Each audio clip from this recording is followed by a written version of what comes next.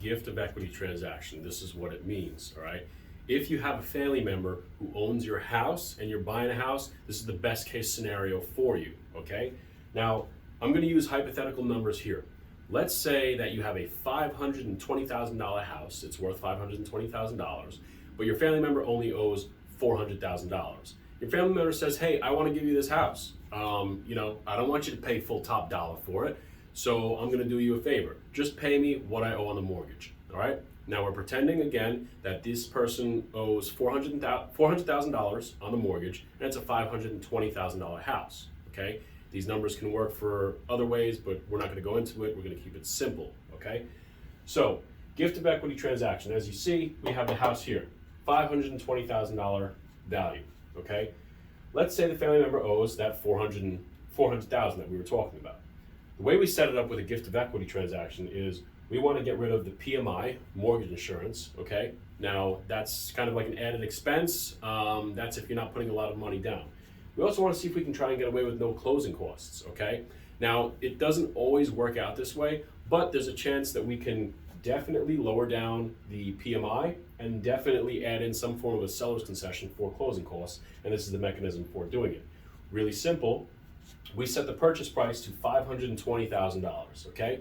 So we're saying, hey, we're gonna actually buy it for the full value of the $520,000, right?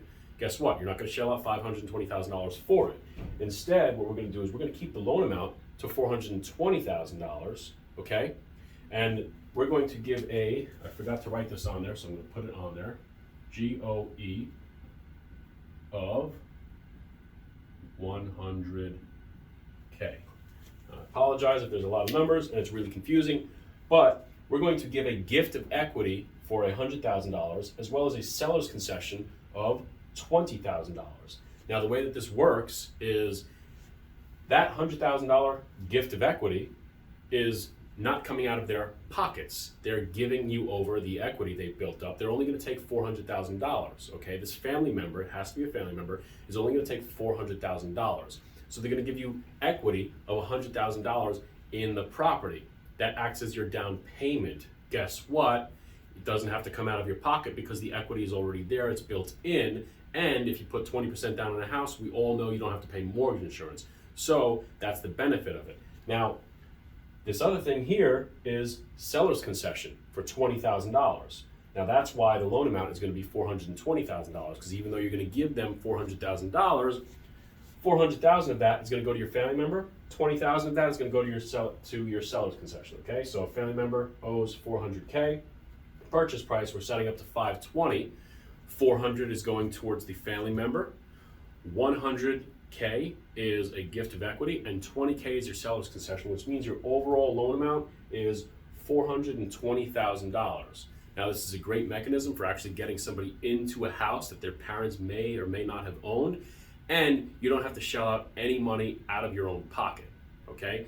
You can actually get into the house, and yes, I've done this many times before, without putting any money out. You don't need to save any money. You don't have any money at the closing costs. Actually, I had a transaction once that they ended up getting back like $1,200 at the closing table. So imagine that, getting into a house and getting money for it. Isn't that kind of crazy?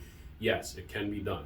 Now, very, very, very important that the person who does give the gift of equity files it correctly on their taxes. And I'll go into that in another video because that's a much further target down the line. This is like a 50-yard target. That's like a 500-yard target because that's not going to be implicated until the next following year.